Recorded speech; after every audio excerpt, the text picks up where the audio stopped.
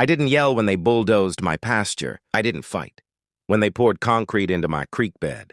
I just laid the 1949 flood control permit on the table and watched their faces go pale. The Lakeview Estates HOA thought they could steal what my grandfather built. While I was overseas, they thought 50 shiny houses, and a golf cart patrol made them untouchable. What they didn't know was that the dam was built with the Army Corps of Engineers. And once the Corps is involved, it falls under federal law. No HOA, no city. No county can change that. My name is Jacob Rowan. I'm 35 years old.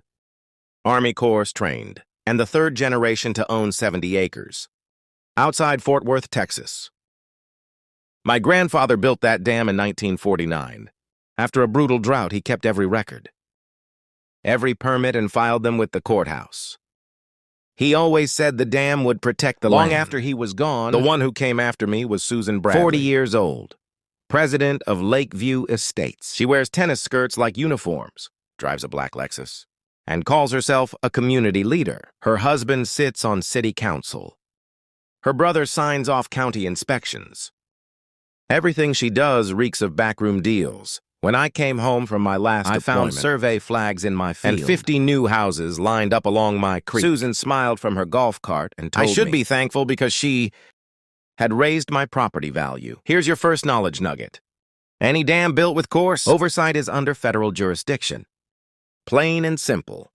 That means HOAs and city inspectors don't get a vote. So I started collecting proof.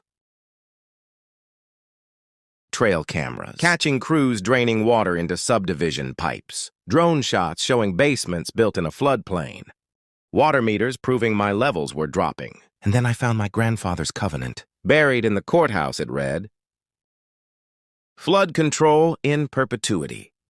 Forever binding." Susan fought back. Nuisance citations, noise complaints, wellness checks to veteran services. She spread gossip on Nextdoor about the unstable soldier boy. But I kept quiet, because I knew Texas storms were coming. Here's your second knowledge nugget. In Texas, water rights filed before development always outrank whatever paper and HOA waves around. When the local news came out, Susan stood in front of cameras, crying about unsafe dams threatening families. I didn't argue. I just handed the reporter of the covenant. The next day's headline ran, "HOA caught building homes inside federal flood zone." Then the rain came. Black skies.